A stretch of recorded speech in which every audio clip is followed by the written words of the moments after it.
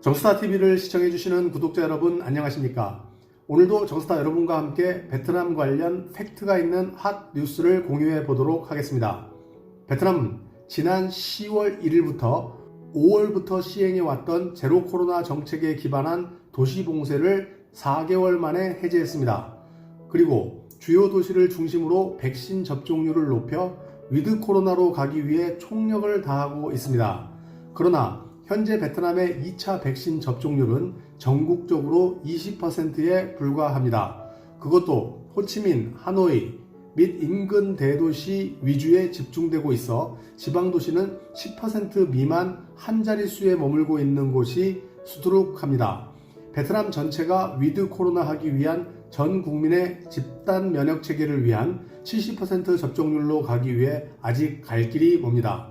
집단 면역을 위한 2차 백신 접종이 70%에 육박하거나 넘어간 대도시에서 4개월간의 도시봉쇄 정책을 견디지 못하고 고향으로 돌아간 이주 노동자들로부터의 지역사회 코로나 확진이 급속도로 늘어나고 있어 베트남은 위드 코로나 정책마저 성공을 장담 못하고 있는 현실입니다.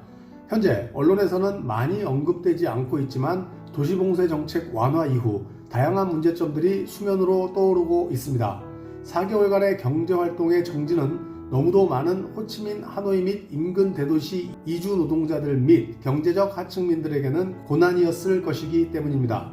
최근 연말 연시가 다가오며 치안 관련 문제가 급속도로 증가하고 있습니다.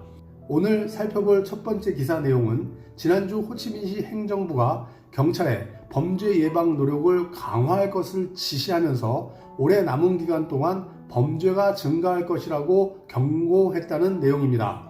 위드 코로나 정책으로 가고 있는 시점에서 얼마나 많은 사건 사례가 나오고 있으면 이러한 내용을 기사화했겠는지 짐작할 수 있습니다. 응어민 짜오 시 부주석은요, 지난주 열린 회의에서 도시 봉쇄를 완화하고 도시가 다시 문을 열고 나니 각종 범죄들이 증가하고 있다고 밝혔으며 특히 갱 관련 범죄와 고리대금업이 늘고 있다고 말했습니다. 그는 위드 코로나 시대의 사회 경제적 회복의 두 기둥은 코로나의 안정적 통제와 안보와 질서의 보장이며 두 기둥 중 하나가 제대로 통제되지 않으면 호치민시는 많은 도전에 직면할 것이라고 말했습니다. 호치민시는 베트남의 코로나 4차 대유행의 시작점이었으며 가장 강력한 도시 봉쇄의 한 지역이었습니다. 4개월간의 다양하고 강력한 봉쇄 정책을 실시한 후 코로나 확진세가 잡혀간다고 자체 판단한 지난 10월 1일 모든 제한을 완화하기 시작했으며 그에 따른 다양한 사회 문제와의 제2라운드 전쟁에 돌입했다고 생각됩니다. 부디 우리 교민들에게 큰 피해가 없기를 기원합니다. 그리고 건강과 안전도 기원합니다. 두 번째 기사는 도시봉쇄 완화 정책 이후 늘어나는 각종 범죄 중에 오토바이 절도 관련 기사를 소개하도록 하겠습니다. 호치민시 경찰은 2인조 오토바이 절도단이 고객의 오토바이를 훔친 기사를 소개하고 있습니다. CCTV를 분석하자 절도단 중 한 사람이 지역 식품점 경비원의 주의를 분산시키기 위해 열병에 걸린 척 도움을 청하고 다른 파트너가 고객의 오토바이를 훔쳐 달아나는 영상이 나왔다는 내용입니다. 사건은 목요일 오후 12군 동박거리에 있는 코옵 푸드마트 매장에서 발생했다고 경찰은 밝혔습니다. 사건 조사 내용에 따르면 오토바이 운전자가 행사장 앞에 멈췄을 때 경비원 앤디씨가 근무 중이었습니다. 그 남자는 주차료를 지불하고 일사병에 걸렸다고 말하고 경비원에게 물 한 병 사는 것을 도와달라고 요청했습니다.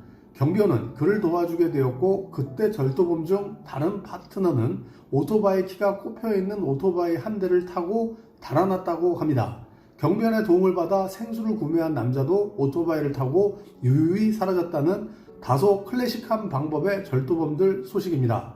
오토바이 가격은 6천만 동이었으며 소유주의 신분증과 기타 문서가 트렁크 안에 있었다고 덧붙였습니다. 저도 가끔 물건 살 때는 오토바이나 차키를 꼽아두고 물건을 사서 나오는 경향이 있는데요. 각별히 주의를 해야 할 것 같습니다. 요즘 경제 상황에 정말 이런 일이 일어나? 할 정도의 일들이 많이 일어나고 있습니다. 교민 여러분들도 각별히 주의하시기 바랍니다. 심각한 강도 살인 문제는 언론이 다루고 있지 않고 가벼운 절도 문제를 다뤘다는 것도 생각해 볼 문제입니다. 세 번째 소식은요. 위드 코로나하고 봉쇄를 완화한 지 한 달, 지역사회 감염이 늘어나고 다시 봉쇄를 시작한 소식입니다. 안장성 정부는 주민들에게 코로나 확산이 심해져 지난주 토요일 저녁 8시부터 외출을 자제해달라고 당부했다고 합니다. 응이안 땀빈 안장인민위원회 위원장은요, 토요일 결정을 발표하면서 특정 지역에서 수많은 코로나 확진 사례가 감지되었으며 특히 안장중앙종합병원에서 62건의 확진 사례가 나왔다고 말했습니다. 그는 병원 일부가 폐쇄됐으나 감염 사례가 없는 부서는 계속 운영할 것이라고 밝혔습니다. 또한 새로운 코로나 전파를 빠르게 진압하기 위해 매일 코로나 검사를 실시할 것이라고도 덧붙였습니다. 안장지방군사령부에서도 38건의 확진이 보고되었습니다. 확진자 모두는 지난 몇 주 동안 호치민과 인근 산업 중심지에서 이주 노동자들이 고향으로 돌아갈 수 있도록 도운 군인들이었다고 밝혔습니다. 야간 통행 금지 및 이동 제한 외에도 안장성은 코로나 확진자 접촉자 추적 및 테스트를 지속적으로 실시하여 예방 접종률을 높여갈 것이라고 밝혔습니다. 현재 안장성은 10월 20일부터 22일까지 622명의 새로운 코로나 확진 사례를 기록했습니다. 성내 누적 확진자 수는 8,757명이며 이는 다른 지역에서 귀향한 이주노동자 1,000명을 제외한 수치입니다. 코로나 예방접종은 약 10%만이 2차 예방접종을 받은 상태입니다. 말씀드린 것처럼 지방은 코로나 2차 예방접종률이 굉장히 저조합니다. 호치민과 하노이, 봉쇄가 풀려 점점 정상으로 가기 위해 몸부림을 치고 있습니다. 11월 1일부터 주류 판매를 제외한 식당들의 오픈 가능 소식도 들려오고 있습니다. 부디 발표된 정책을 일관성 있게 유지하여 어려운 상황에서 재기를 준비하는 우리 교민들과 베트남 국민들에게 조금이나마 도움이 되기를 기도해 봅니다. 이제 연말연시가 다가옵니다. 건강과 안전을 최우선으로 회복에 전념하시기 바랍니다. 시청자분들의 구독과 좋아요는 큰 힘이 됩니다. 감사합니다.